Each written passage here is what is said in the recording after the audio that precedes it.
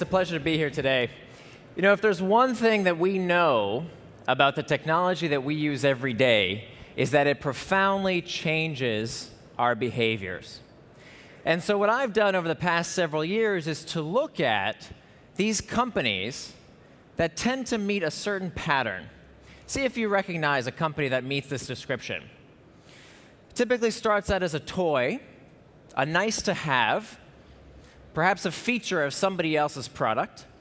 And then in the span of 5 to 10 years, they're making hundreds of millions of dollars, if not billions of dollars, and they're touching hundreds of millions, if not billions, of people's lives. Now, what companies come to mind? What do you think of? Twitter. What else? Apple. What else? More recent. Facebook, of course, the $155 billion behemoth. What else?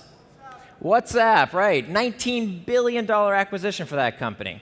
Right, it makes Instagram look cheap by comparison. Instagram was started by 12 people, 18 months, billion-dollar acquisition. So I've been looking over the past several years, what is it about these companies that allows them to very quickly, fundamentally change users' day-to-day habits? And I've been looking for patterns of how technologies change behavior and change people's day-to-day lives.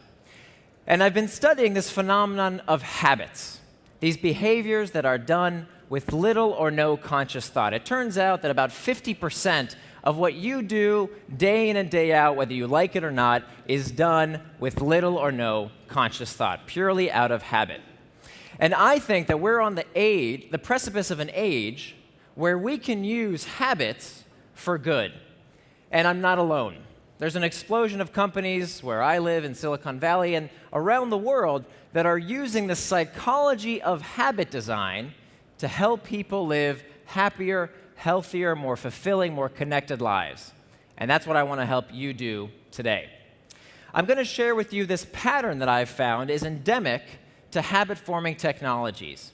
And I call this pattern the hook. Now, the hook is very simply an experience designed to connect your user's problem to your solution with enough frequency to form a habit. Connecting your user's problem to your solution with enough frequency to form a habit. And what we find is, through successive passes through these hooks, this is how habits are formed. This is how we begin to shape and form and create users' tastes and preferences. Now, these hooks have 4 parts. They start off with a trigger, an action, a reward, and an investment. And we see this pattern time and time again in habit-forming technologies. So normally, I have to give you a bit of a disclaimer. Normally, when I teach this course at the Stanford Graduate School of Business and at the Design School at Stanford, this is over several weeks, 3 weeks at a time, but I've got about 20 minutes. So this is going to be very, very condensed, so stick with me. The first step of this hook model is the trigger phase. Now, triggers come in 2 types, 2 flavors, if you will. They come in external triggers and internal triggers. Now, external triggers you'll be very familiar with, especially if you're a designer or product development or entrepreneur. If you work in technology, you know all about these external triggers. These are things that cue our next action, where the information for what to do next is contained in the trigger itself. So things like a button that says, play this, or click here, or tweet this, or share now, or a cop standing at the corner and telling you which direction to go, or your friend through word of mouth telling you about a great app you should really try. These are all examples of external triggers. The information is in the trigger itself. We know all about these things, right? But what designers don't think about enough are the internal triggers. Internal triggers are things that cue the next action, where the information for what to do next is contained through an association in the user's mind. Okay?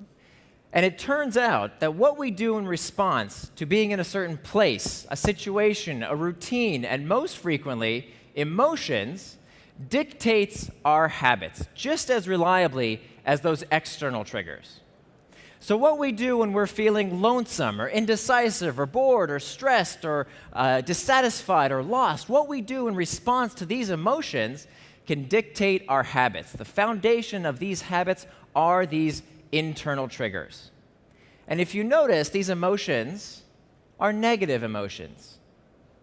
And it turns out that there's a lot of data that shows us that people will react in different ways in response to these negative emotions. And here's some of the science that proves this. We know that people who have clinical depression check email more. Now, why would that be? Why would people with clinical depression check email more? I was giving a workshop a few weeks ago, and somebody stood up in the back of the room and said, it's because email makes us depressed, which I could kind of get that. Sometimes I do feel like my inbox is overwhelming. But actually, what this study found was that people suffering from clinical depression experienced what psychologists call negative valence states. They felt down more frequently than the rest of the population. And so what were they doing to lift their mood? They were checking email. They were using the web differently and more frequently than the general population. And let's think about this in our own lives. What technology do we use when we're feeling lonely? Facebook, right? How about when we're unsure? Before we actually consider whether we know the answer, we go ahead and we Google it. And what about when we're feeling bored? Between 2 and 4 o'clock in the afternoon when you have that big project you need to work on that you really don't feel like working on, it's a great time to hop onto YouTube or check the news or stock scores or sports scores. Lots and lots of solutions for this internal trigger of boredom. Boredom doesn't feel good, and so we seek to get out of that negative valence state. So what do we do with this information? Right? Maybe it's a bit of pop psychology. Some of you might be considering how you use technology in your own life and what triggers your behaviors. But how do we build better products to help people knowing this information about the importance of internal triggers? Well, it comes down to, first and foremost, understanding what your user's itch really is. Understanding what is that internal trigger that you're forming an association with. Let's do a quick case study here. Let's think about Instagram and what made Instagram such a habit-forming product. How many of you use Instagram? A lot of people? Okay, great. So let's think about it. What was the external trigger for Instagram? How did most people first find out about it? Well, there was Facebook, there was Twitter, there was word of mouth, and every time someone posted a photo from Instagram to these social networks, there was an explicit call to action. There was an external trigger telling the user what to do next. Let's think about for a moment about the internal triggers. Did you, sir, say you use Instagram? What was the last thing you took a picture of? Do you remember? Of me, okay. So I'm guessing, and what's your name? Adam. So I didn't tell Adam, take a picture of me with Instagram, did I? No, there was a moment in time that he wanted to capture, namely my talk, thank you very much. And the solution to capturing this moment in time, to holding on to it, was Instagram. Instagram scratches this itch of needing to hold on to the moment. And now, of course, Instagram is much more than just a way to capture the moment. Instagram is also a social network. So the more times users pass through this 4 steps of the hook, the more they begin to associate using Instagram with these other internal triggers, right? When they're feeling bored or seeking connection, or FOMO. What's FOMO? Fear of missing out, right? It's actually in the Merriam-Webster dictionary this year. Fear of missing out feels bad. We don't like the sensation that we might be missing out on something. And the solution to that discomfort, to that pain point, is Instagram. Instagram wins. So that's the trigger phase of the hook. Understanding your user's itch and figuring out the call to action, the external trigger that prompts them to action. Let's talk about that action, the action phase of the hook model. The action phase can be summarized as the simplest behavior in anticipation of a reward. The simplest behavior in anticipation of reward. Let me show you how simple I mean by simple. Something as simple as a scroll on Pinterest, or searching on Google, or the act of pushing the play button on YouTube. That's simple action in anticipation of reward. And it turns out that there's a formula to help us predict the likelihood of these singular behaviors. And this formula comes to us from B.J. Fogg, who's a researcher at Stanford. How many people have seen this before?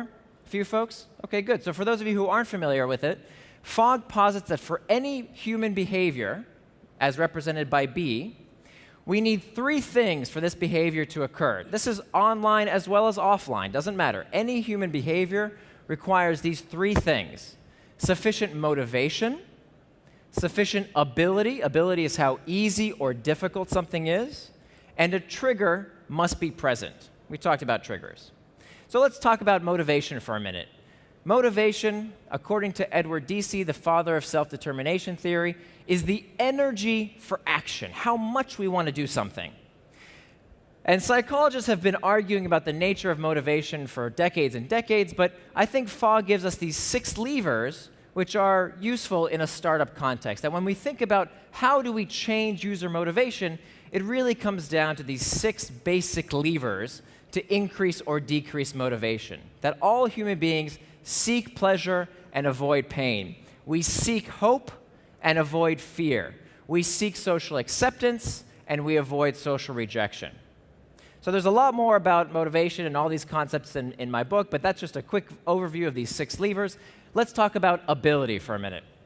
Ability is the capacity to do a particular behavior, how easy or difficult something is. And here again, we have these 6 factors, these 6 things which make a behavior more likely to occur by making it easier or more difficult to do. So how much time something takes, how much money is involved, how much physical effort is required. Brain cycles. Brain cycles is a big one in our industry when it comes to technology, because it turns out the harder something is to understand, the less likely it is for that behavior to occur. Social deviance. We become more likely to do something when we see other people like us also doing it. And then finally, non-routine. Non-routine is an important factor, and it's why habits have a repeater effect. Because what we know is that the more we do a particular behavior, the easier it becomes, and therefore, as it becomes easier to do, we do it more frequently. What do we call that? What's that principle? It's called practice. So habits have this repeater effect. The more we do something, the easier it becomes, and therefore we become more likely to do it in the future. So Fogg puts these 3 factors together inside this graph that I think is actually very useful in a startup context. When we're building new products, we can ask ourselves, hey, why aren't users doing this specific action we've designed for them? And so we can ask ourselves, does the user have sufficient motivation? Do they have sufficient ability? If something is easy to do, it's way over here on the right. If something is hard to do, it's over here on the left. And if they do, they cross this threshold, this blue line, and if a trigger is present, the behavior will occur. Let's make this concrete. I want you to think about the last time a phone rang in your life and you didn't pick it up. What's a reason? Somebody give me a reason. Why didn't you pick up the call? Because I called and you didn't want to talk to me. Or a telemarketer or somebody you didn't want to talk to called you. So your motivation was too low. Okay? If you didn't want to talk to them, your motivation was too low. The phone was right there next to you. And you heard the call ring, so the trigger was present. What's another reason why you may not pick up a call? You're listening, you're in a meeting or you're in a conference and it's too socially awkward to take a call and walk out of the room. Your ability was too low. You had high motivation, but your ability was too low. What's one more reason that has to do with a trigger? It has to do with a trigger why you may not pick up a call. You didn't hear it. The phone was on silent. You really wanted to pick up the call, high motivation. The phone was right there next to you, high ability, but no trigger was present. I can't tell you how many times I'm called in for these expensive design reviews, and I see the UX, and I ask the team, where's the trigger? What do you want the user to do here? So having a clear trigger present must be there every single time to get the intended behavior. Sufficient motivation, ability, and a trigger every single behavior. The next step of the hook model is the reward phase. So after we've figured out the user's itch, we've designed the simplest action in anticipation of reward, now it's time to scratch the user's itch, to give them what they came for, to give them the reward. Now, when we talk about rewards, we have to start in the brain. And in particular, an area of the brain studied by two Canadian researchers in the 1940s called the nucleus accumbens. Now, Olds and Milner, these two researchers, discovered that when they provided a bit of stimulus, an electric current to this part of the brain in lab animals, all they wanted to do was to stimulate that part of the brain. They would have a little lever that they could push, and every time they pushed that lever, they would receive a tiny stimulus inside this part of their brain, and they would forgo food, water, they would run across electrified grids just to continue to experience that sensation. In later experiments, they observed the same type of behavior with people. They would incessantly click on this button to self-stimulate this part of the brain, the nucleus accumbens. But it turns out that you actually don't need electrical currents to stimulate this part of the brain. Other things also activate the nucleus accumbens. Luxury goods, sex, certain chemicals, junk food, and of course in the center, technology. All of these things stimulate the very same part of the brain, the nucleus accumbens. At the time, Olds and Milner and much of the psychology community thought that the purpose of the nucleus accumbens was to stimulate pleasure. Why else would lab animals incessantly click on this button? Why did they have to take these machines forcibly away from people if it wasn't because the sensation felt good? Well, it turns out that wasn't exactly the case. The job of the nucleus accumbens is not to stimulate pleasure, it's to stimulate the stress of desire, wanting, anticipation, craving. That turns out to be the role of the brain's reward system. Because the nucleus accumbens becomes active in anticipation of the reward. But when we receive the thing we think we want, the thing that's supposed to make us feel good, the object of desire, that part of the brain becomes less active. That's the itch that we seek to scratch, this anticipatory response, the craving, that idea of wanting to check your email whenever you think about it, whenever it comes to mind. That automatic response is stimulated from this itch. And it turns out that there is a way to supercharge that stress of desire. Is anybody curious how? Anybody want to know? Exactly. That's the point. That the unknown is fascinating. So when I asked you a question and I changed my cadence and I took that pause, I did something a little differently. And many of you perked up. What's he going to say next? What's going to happen? And it turns out that this variability, this bit of mystery, this intrigue, causes us to increase focus, engagement, and it's also highly habit-forming. Much of the research around the power of variability comes to us from B.F. Skinner, which many of you might remember from your first psychology courses, the father of operant conditioning. Skinner put these pigeons inside his famous boxes. He gave these pigeons a tiny disc to press on, and every time they pressed on this disc, they would receive a food pellet, a reward. And at first, the pigeons would click whenever they were hungry. But then Skinner did something a little different. He introduced variability. Sometimes the pigeons would click, nothing would come out. Sometimes the pigeons would click, and the reward would come out. And Skinner found that when there was a bit of variability, a bit of mystery, a bit of the unknown, the rate of response increased. The behavior was observed to occur more frequently. Why? Because we now know that the nucleus accumbens becomes stimulated with variability. And so in all sorts of products that we find most engaging, most habit-forming, the ones that capture our attention and won't let go, we find one or more of these variable reward types. Rewards of the tribe, rewards of the hunt, and rewards of the self. Rewards of the tribe are about social rewards, things that feel good from other people and have this variable component. So empathetic joy, feeling good because someone else feels good, partnerships, cooperation, competition, all examples of variable rewards. Of course, in technology, there's no better example than social media. Where on a site like Facebook, when Mark Zuckerberg got married, 1.3 million people liked it. Think about all the variability involved on a site like Facebook.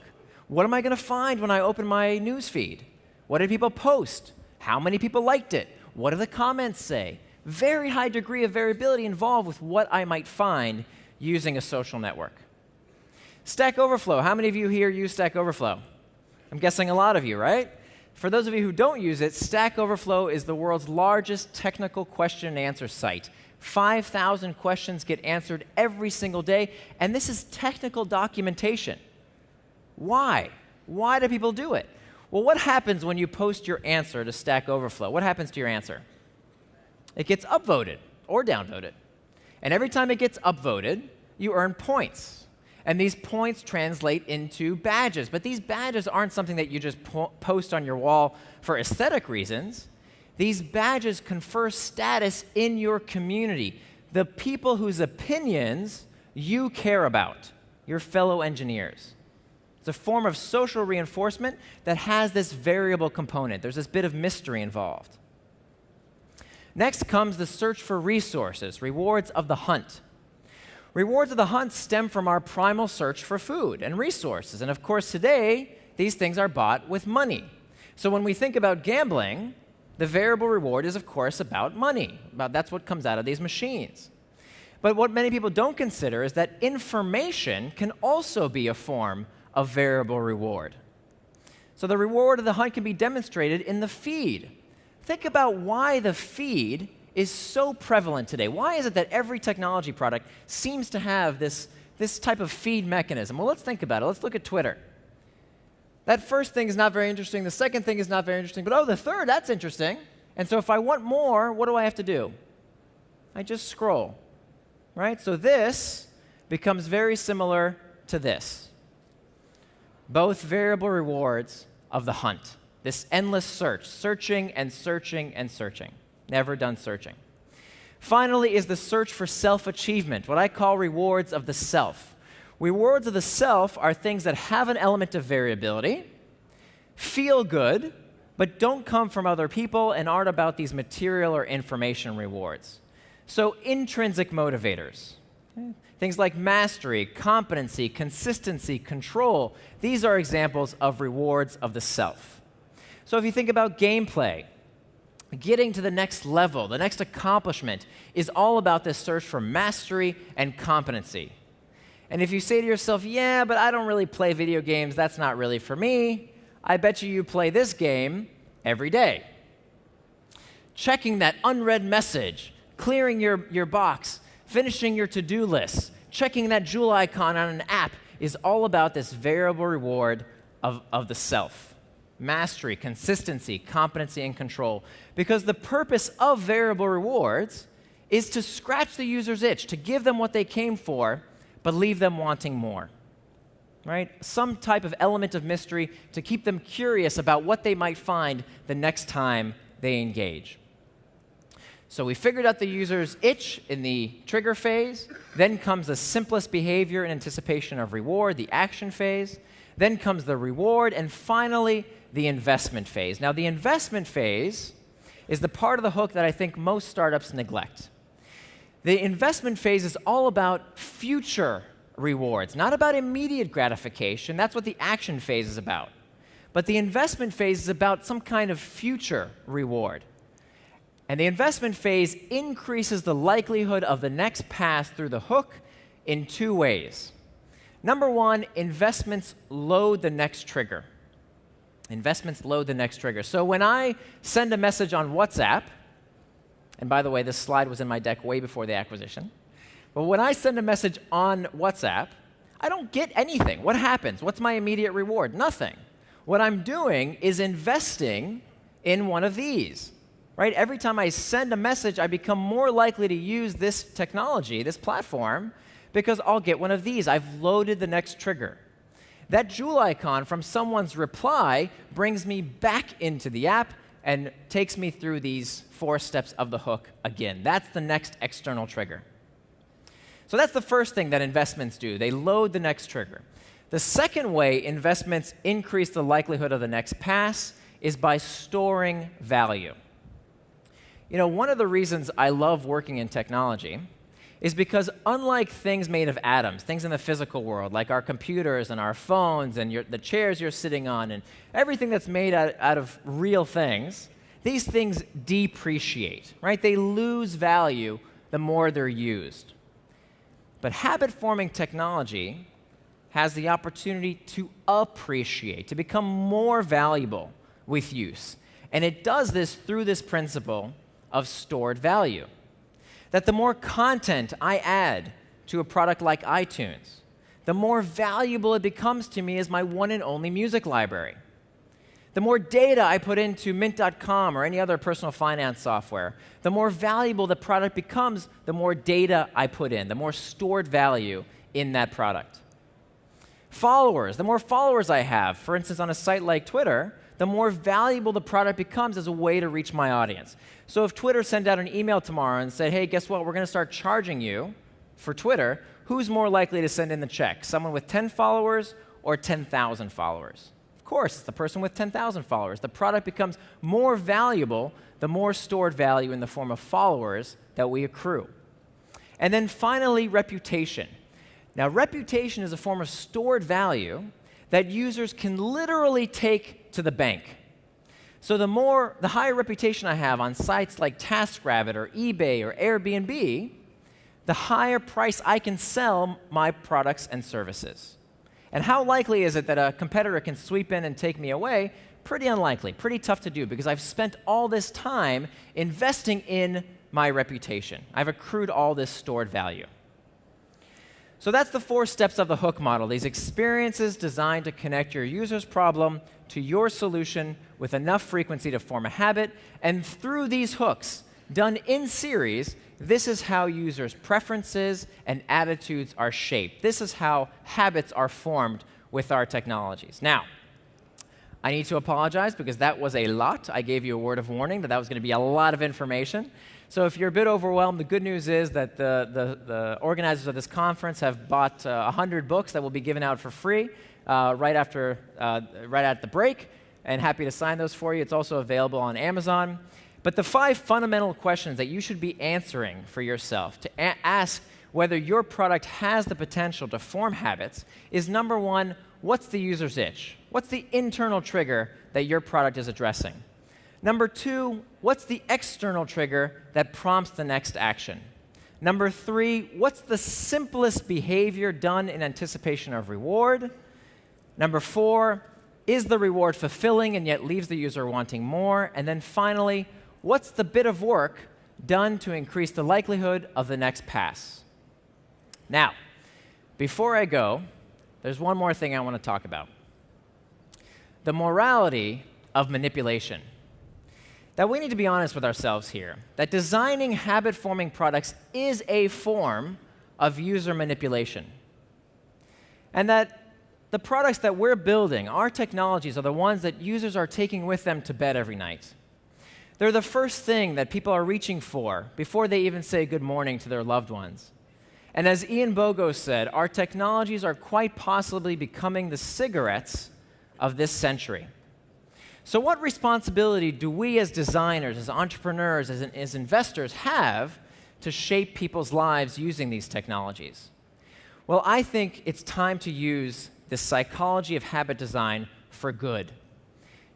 Problems is one thing that we have no shortage of. So I encourage you to use these tactics for good, to pick a problem that's worth tackling, help people find meaning and engage them in something important, and to build on the words of Gandhi, to build the change that you wish to see in the world. Thank you very much.